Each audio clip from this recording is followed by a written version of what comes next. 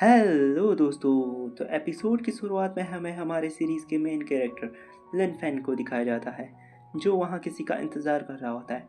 जहाँ तभी एक सुंदर लड़की सुआनियो की एंट्री होती है और लिन फैंग सुआनियो को बताता है कि उसने 10 दिन पहले आईक्यू रिफाइनिंग के सेकेंड लेवल में ब्रेक थ्रू किया है, जिसकी वजह से मेरी स्पिरिचुअल पावर पहले से ज़्यादा बढ़ चुकी है और अब मैं तुम्हारी उस चोट को ठीक कर सकता हूँ और तुम्हारी बॉडी में मौजूद वुल्फ पॉइजन को रिमूव कर सकता हूँ।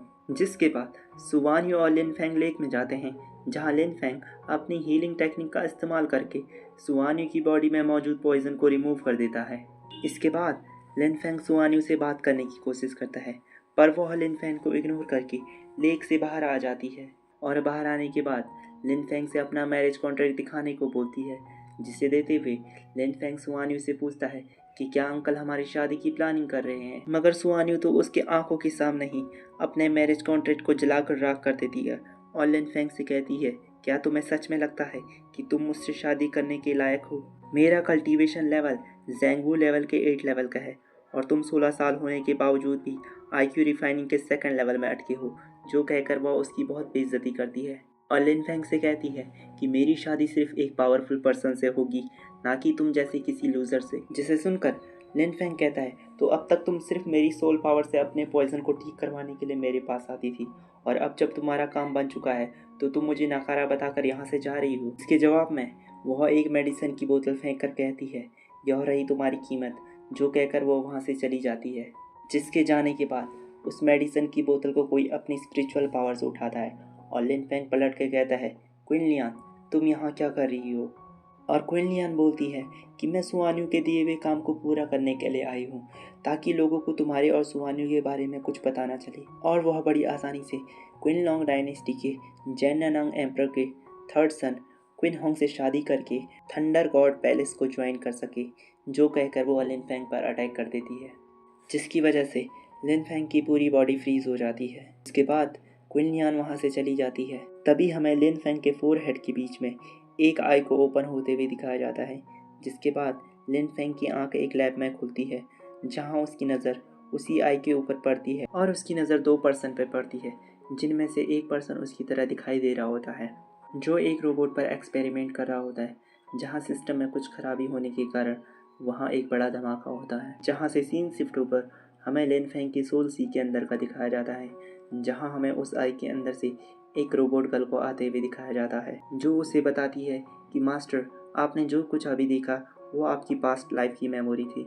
फिर इसके बाद लिन फैंग रोबोट गर्ल से आई के बारे में पूछता है और रोबोट गर्ल उसे बताती है कि यह एंसेस्ट्रल ड्रैगन आई है। जब आपने इससे मुझे मर्ज करने की कोशिश की तब वहाँ एक बड़ा धमाका हुआ था, जिसमें आप और आपकी असिस्टेंट मारी गई थी और मैं और ये ड्रैगन आई आपके सोल सी में मर्ज हो गए थे। और रोबोट गर्ल लिन फैंग को बताती है कि आप ड्रैगन आई की पावर का इस्तेमाल करके अपनी कल्टीवेशन को बढ़ा सकते हैं। और यह जानकर लिन फैंग ड्रैगन आई के अंदर जाता है, जहाँ एक दूसरा ही वर्ल्ड होता है और वहाँ बहुत सारी एंशिएंट टेक्निक होती है, जिसे मास्टर करके वह गॉड लेवल को भी अचीव कर सकता है। और ड्रैगन आई की वजह से उसे गोल्डन ड्रैगन मार्शल सोल भी मिल चुकी होती है, जहाँ वह यह सोचता है कि अब मैं अपने एनिमीज से बदला ले सकता हूँ। अब आएगा असली मज़ा, जब वो मेरी पावर का कहर झेलेंगे। इसके बाद वह ड्रैगन आई की पावर को एब्जॉर्व करके अपनी कल्टीवेशन को बढ़ाता है, जहाँ बाहर उसकी बॉडी से गोल्डन एनर्जी निकलती है और उसकी सोल छत तोड़कर बाहर आसमान में आ जाती है, जहाँ से वो दूर दूर तक का नज़ारा देख पा रहा था। फिर उसकी सोल वापस उसकी बॉडी में आ जाती है और जब लिन फैंग को होश आता है तो वह अपने कमरे की छत को टूटा हुआ देखकर समझ जाता है कि वह कोई सपना नहीं था और वहीं पर अपनी प्रैक्टिस करने बैठ जाता है, जहां उसे कल्टीवेशन करते हुए शाम हो जाती है और लिन फैंग के कमरे में उसकी छोटी बहन लिन सावियो आती है, जो लिन फैंग के लिए मेडिसिन लेकर आई होती है और लिन फैंग से पूछती है, ब्रदर आप ठीक तो हो? जिसके जवाब में लिन फैंग कहता है कि मैं तो ठीक हूँ, पर अब वो लोग ठीक नहीं रहेंगे जिनकी वजह से यह सब हुआ है और तुम इन सब मामलों के बारे में इतना मत सोचो और मुझे ये बताओ कि तुम ये इतनी महंगी मेडिसिन कहाँ से लाई हो। जिसे सुनकर वह उदास मन से कहती है कि ग्रैंडपा के दिए हुए सोलवुड आर्टिफैक्ट को उसने लिन चैनसन को दिया, जिसके बदले उसने उसे यह मेडिसिन दी। और यह कहकर वह रोने लगती है और लिन फैंग कहता है कि मैं तुमसे नाराज़ नहीं हूँ, बस मैं तुमसे यह जानना चाहता था। रोते हुए यह कहती है कि ग्रैंडफादर भी यहाँ नहीं है और फादर भी यहाँ नहीं है, तो मैं आपको किसी भी कीमत पर नहीं खोना चाहती थी। और लिन फेंग उसके आंसू को पोंछ के कहता है कि तुम्हारा भाई बड़ा ही लकी है कि उसे तुम्हारी जैसी बहन मिली है। उनकी इसी बातों के बीच लिन फेंग के कमरे के दरवाजे को तोड़कर 3 लोग अंदर आते हैं, जिनमें से एक ली चैन भी था। और उनमें से एक पर्सन कहता है कि तुम्हारी बहन ने मुझसे यह 360 साल पुरानी मेडिसिन हर्ब ली है, जिसके बदले उसने मुझसे शादी करने का वादा किया था। यह सुनकर लिन फेंग हैरान हो जाता है और सुहान्यू मना कर रही होती है। और सुहान्यू कहती है कि मैंने यह मेडिसिन तो ब्रदर लिन चेंगसेन से ली थी। पर तभी लिन चेंगसेन आगे बढ़कर कहता है कि मैंने ब्रदर क्विन हाउ से यह मेडिसिन उधार ली थी और यह तुम्हारी बहन को दिया था, और इसके बदले उसने ब्रदर क्विन हाउ से शादी करने का वादा किया था। पर तभी रोबोट गर्ल उसे बताती है कि वह झूठ बोल रहा है, क्योंकि उसके पास दूसरों की मेमोरी को देखने की पावर है, जो बताकर वह लिन फेंग को उसकी मेमोरी दिखाती है। जहाँ लिन फेंग देखता है कि वह सोच रहा होता है कि अगर लिन फेंग नहीं बचा तो ब्रदर क्वीन हाउ की शादी बड़ी आसानी से लिन साओयू से करा दी जाएगी। जो सुनकर लिन फेंग को बहुत गुस्सा आ जाता है और वह लिन साओयू से कहता है, घबराओ मत, तुम्हारा भाई अभी यहाँ पर है।